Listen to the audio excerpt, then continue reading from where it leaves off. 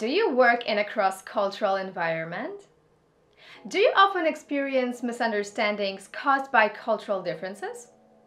Or perhaps you travel a lot for business or leisure and don't want to step on local citizens' toes when visiting a country for the first time? If the answer is yes, join me and watch this video to learn a handful of exciting information about what causes the differences in all cultures and how to successfully navigate through them, to understand and be understood. My name is Weronika and welcome to our new YouTube series where we explore the Investors Podcast Network's favorite books. The Investors Podcast Network is all about investing, where you can find all kinds of guidelines and ideas on how to grow financially and personally. Let's get started!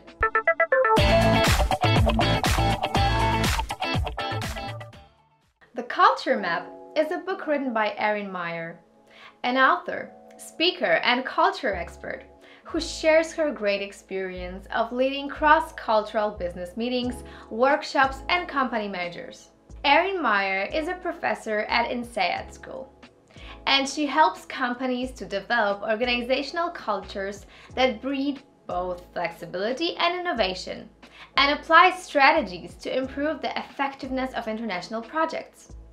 As she claims, living and working in Africa, Europe, and the United States prompt Meyer's study of the communication patterns and business systems in different parts of the world. Based on her own experiences, the book decodes how people think, lead, and get things done across cultures in the world. This provides a handful of real-life situations as examples on how to and how not to approach people when visiting another country, hosting workshops for an international team consisting of different nationalities, and how to communicate to one's boss of a different origin. The book also points out that in today's global business environment, it is not enough to just talk to each other, but also to listen to one another, read between the lines, and know each other's backgrounds. What is equally important is for both managers and team members to be acquainted with the fact that there may be obstacles when cooperating in an international team, and it is always a good idea to talk to the team and define it for the future.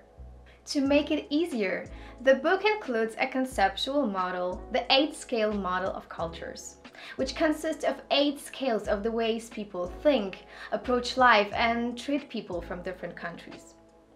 The model serves ready to implement methods of how to follow these ways in order to correctly deliver the message we articulate.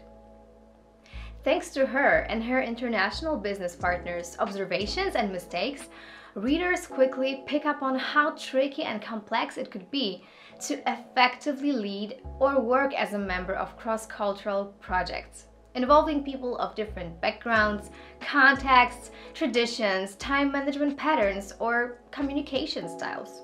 The book's valuable insights are not limited to the business world only, because the described situations that took place are the very examples of what we all, the people who travel or who host guests visiting one's country, go through when cultures clash and the message between them does not get delivered correctly due to various cultural factors, resulting in being lost in translation. I would like to share my 5 key takeaways from the book. The first one is that the way we communicate is shaped by our cultural upbringing, and this can lead to misunderstandings. Each culture has its own habits, traditions, and patterns of common perceptions of the world around. It is crucial to understand that upbringing, tradition, history, and geopolitical location have significant impact on the way people are, how they approach life, and what they value and dislike. By understanding a culture, we will be able to avoid our misconceptions and misunderstandings when interacting with one another. The second one is that by understanding and respecting cultural differences and that everything is relative, we can build bridges of communication. All cultures are relative to each other. When being a member of an international project, you should know that one side of the story is how one culture perceives another, embracing all of the stereotypes, expectations, and differences which can cause frustration. However, there is also the other side of the story, and that is how the other culture perceives yours. Knowing that to the people of the collaborating cultures, each culture may seem equally as different and unusual is the key to understanding the impact of culture on human interactions. The third one is that people tend to group together cultures which are seemingly similar on the surface level. So as a result, they are often described as Western, Arabic, Asian, or Southern cultures. Little do we know, since, as we find out later in the book, the seemingly contrasting cultures may have many similar ways of approaching different aspects of life in common, when at the same time, seemingly common cultures could have very opposite approaches. When learning about the cultures, we can focus on both areas and use them in future interactions. Number 4 is that in order to avoid misunderstandings, we need to be aware of our own cultural biases and be sensitive to those of others. What is considered polite, appropriate, or desired behavior in one country could be insulting or ignorant in another. What is taken for honesty in one culture could be perceived as rude in another. We should keep it in mind not only when traveling somewhere as a guest, but also when we are hosting and want to pay respect to our guests, rather than make them feel uncomfortable and shocked. This is why the most beneficial action you can take is learning about your own culture and biases as well, so you change your perception. When you learn both yours and other cultures, when you communicate with the person you interact with, you can share your thoughts on what it is like in those cultures and what to expect from each other to align. Number 5 is that culture could be a very sensitive and delicate topic, because raising differences and putting someone on the spot could wake up the protective instinct of that person, feeling judged and misunderstood. It is typical for us to criticize our own cultures, but be very defensive when someone else is openly speaking up about it and pointing things out. If you want to learn more specific and factual information about the features of different cultures, it is key to get acquainted with the 8-scale model. It consists of 8 scales representing the management behavior where cultural gaps are most common. They define how people communicate, approach other people, do business, deliver messages, or make relationships. And they are the communication scale, the evaluating scale, the persuading scale, the leading scale, the deciding scale, the trusting scale, the disagreeing scale, and the scheduling scale. The communication scale. Low context versus high context. Low context cultures are effective communicators where the communication should be simple, explicit, and short in order to effectively pass the message. Example, the United States. High context cultures consider good communication as layered, where messages are both spoken and between the lines, as well as not fully expressed. Example, China. Multicultural teams should use low-context communication patterns in order to avoid missing out on any hidden messages. What does it mean? The low-context cultures usually don't have a second meaning hidden between the lines and focus on clarity, where the message transmission is placed on the communicator. While the high-context cultures do read between the lines and read the atmosphere in the room as well. They pay attention to both what is spoken and unspoken, making sure both sides of the message transmission understand each other. What is even more interesting is that language reflects the way people communicate. To paint a picture, cultures like Japanese and Hindi have high context languages, with one word having multiple meanings depending on the context, which is reflected in their way of communication. If you come from a low context culture, usually the language is also explicit and the context is more clear compared to the high context language. The evaluating scale.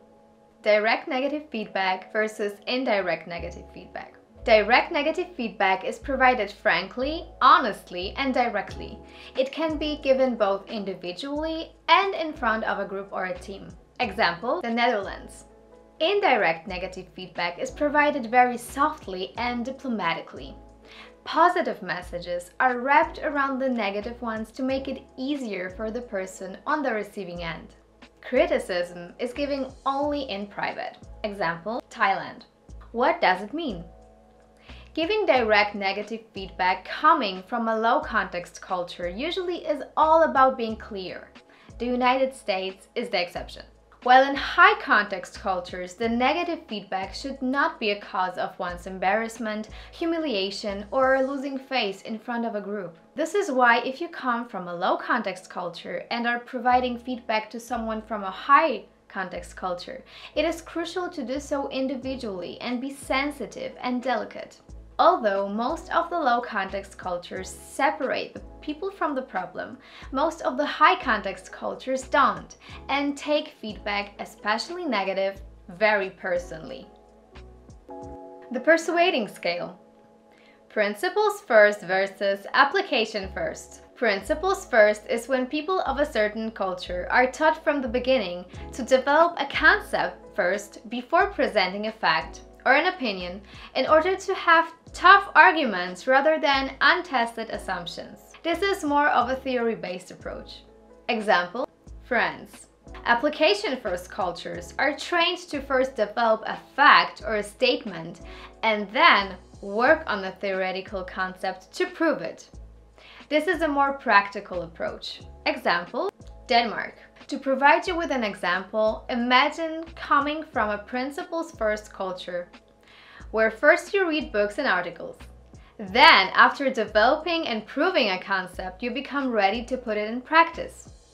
And on the other hand, imagine the exact opposite situation, where you're developing a method or a solution that you're going to present in front of the class, to later assess whether it was the right outcome and try to develop a theoretical concept to it. If you come from a principles-first culture, you will most likely focus on facts first, while if you come from an application-first culture, it is more likely you will search for creative solutions. Even though the principles-first cultures and the application-first cultures have different approaches to persuading, they are considered to be more specific cultures in comparison to the holistic ones, the Asian cultures.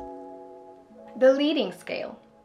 Egalitarian versus hierarchical.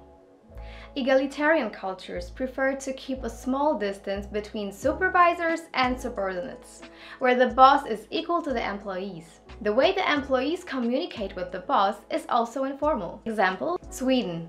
Hierarchical cultures keep a high distance between supervisors and subordinates, where the boss is a godlike figure followed by their authority, status, and importance.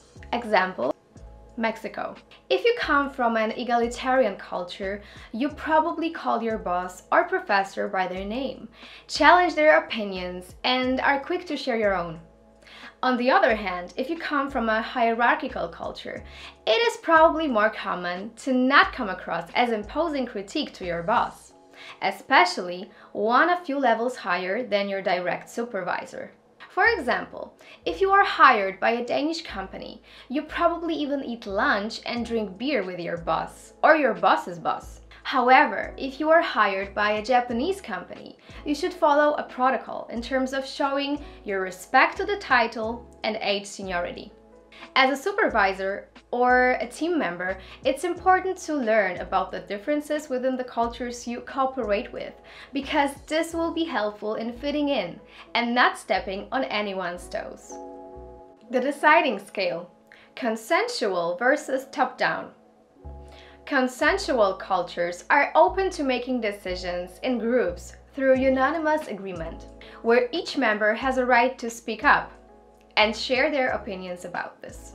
Example, Japan. Top-down cultures are known for individuals making decisions for the group, while in a business setting, it is usually the boss. Example, China. What does it mean? If you are in a professional team meeting with a consensual culture, it is likely your boss will ask for your opinion and you will gladly share your thoughts on whether you support the idea or want to toss it. On the other hand, if you were in the same position but in a top-down culture, it is likely your boss wouldn't even bother asking for your opinion, but rather inform you about their idea and plan on how to execute whatever you're working on. In such cultures, it is usually the boss making the decisions to save time or to have the final say and authority. A very interesting exception of a high-context culture, however, ultra-consensual, is Japan with its ringi method of group decision-making. In Japan, decisions tend to be made by group consensus, thanks to the ringi technique, where low-level managers come up with and discuss new ideas among themselves and come to a consensus before presenting the ideas to higher-level managers, who then repeat the whole process so the group decision is forwarded further through higher levels until finally reaching the CEO. The trusting scale: task-based versus relationship-based. Task-based cultures focus on business-related activities, where people develop work relationships as easily as they break them off, depending on the practicality of the relationship. If you enjoy working with someone, it does not mean you're close friends with them. Example, the United Kingdom. Relationship-based cultures strive to build a personal relationship first by getting to know about someone's hobbies, interests, values, and spending time together off work. If you can like someone and rely on them, you then feel comfortable doing business together. Example, Italy. To put it into perspective, imagine two contrasting ways of getting to know your team. One, a task-based would be primarily focused on a short integration. So you break the ice at first, then immediately jump into work-related activities and tasks. So you mostly interact with someone at a professional level and via informal team-building activities, which build a surface-level relationship. As the author said, to trust from the head. The other way, on the other hand, is focused on cutting out from the professional area and jumping into an informal environment like a cozy dinner, possibly with differentiated activities like karaoke or games, which enable the team members to relax and let go of work, only to be more keen on genuinely getting to know one another, building a connection based on a mutual interest, hobby, and subject to talk about. If you come from a task-based culture and meet a business partner or a client, you get down to business right away. While if you come from a relationship-based culture, you set the deal aside and take time to get to know someone. You value your business partner to become someone closer, a friend. Meyer described it as trust from the heart. The disagreeing scale. Confrontational versus avoids confrontation. Confrontational cultures value a good debate and a discussion which challenge the idea. They believe that it is healthy for the team and for the idea itself because it will be judged honestly by everyone in the group. Example, Israel. Avoids confrontation or non-confrontational cultures treat disagreement as stressful for the team and unnecessary for the company because it could break the group relationship dynamic. Example, India. If you come from a confrontational culture, from the very beginning of your life and education, you are trained to challenge others and be challenged. There is no shame and fear in asking questions or challenging your academic professor in front of the whole class, because it means you are interested in the subject. Moreover, if you keep on agreeing with the teacher or a boss all the time, it may come across as you being uninvolved and disengaged from the process. And sharing your thoughts on the subject or challenging it is the perfect way to show your engagement in the case. On the contrary, coming from a non-confrontational culture, it is typical to be trained from a very young age to obey and not to stand out by confronting someone, especially a superior. If you run a team including representatives from both types of cultures, You should be aware that the communication dynamics during calls, meetings, presentations, or any other activity requiring speaking up will be based on their confrontation approach. The scheduling scale. Linear time versus flexible time.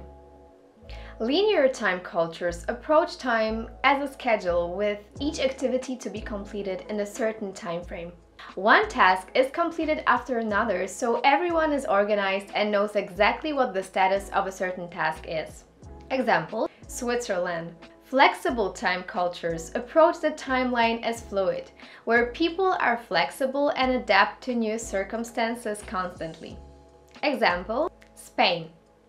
Does being late 1 minute or 45 minutes make a difference if you come from a linear time or flexible time culture? Yes, it does. Have you ever heard a saying that something runs like a Swiss watch?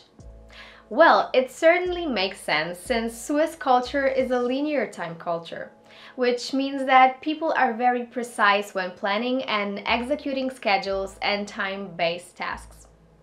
Punctuality is key when living and working in a linear time culture. A great example would be public transportation in Japan, being exact with arrivals and departures to a split second.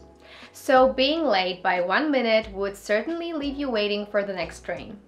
On the contrary, in Nigeria or India, it would probably not make a difference and you could still catch the train even though you were 15 or more minutes late. Linear time cultures value the time they spend and depend on the clock as a tool of the time measurement, rather than other environmental factors like the sun, the moon, or a rooster waking up the whole neighborhood when the time is right. On the contrary, flexible time countries are more adaptable, open, and ready for a change to calm their way during the day. Such cultures approach time flexibly because of constantly changing circumstances that influence their everyday lives. They can be major ones like politics and economics influencing businesses, as well as more individual ones, like for example, if you're a farmer and it's pouring rain for an hour, it influences your work schedule as well. But you can still do what you have planned sometime later at the day. Such cultures are used to accepting interruptions and obstacles. I recommend reading this book for someone who is actively taking part in international business projects or who travels abroad or hosts guests from abroad. The book is like a crash course of do's and don'ts of cross-cultural business interactions. It helps navigate through unexpected and challenging situations. Anyone who doesn't want to step on somebody's toes, be offensive, or come across as ignorant should read this book. The same goes for everyone who wants to learn about cultural factors, communication styles, and wants to understand other people's intentions which stand behind their behavior.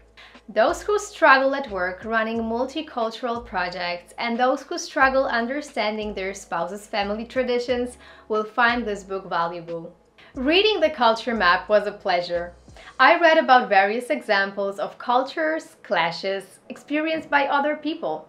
However, I could easily remember all of the similar situations I experienced personally. The experience and culture models included in this book are a reflection of what most of us went through multiple times when communicating with other cultures. Please share in the comments below, have you ever misread a cross-cultural situation you were a part of? Or have you experienced acting in a way that was discovered to be completely inappropriate in another culture? I would love to hear your stories about it. And remember, whether you trust from the head or trust from the heart, learning about the one another is the key to success. This is the Investors Podcast Network. Thank you for watching this video. If you enjoyed it, please like and subscribe. And don't forget to ring the bell for notifications. If you want to see more videos like this or share what reviews you'd like to see next, let me know in the comments.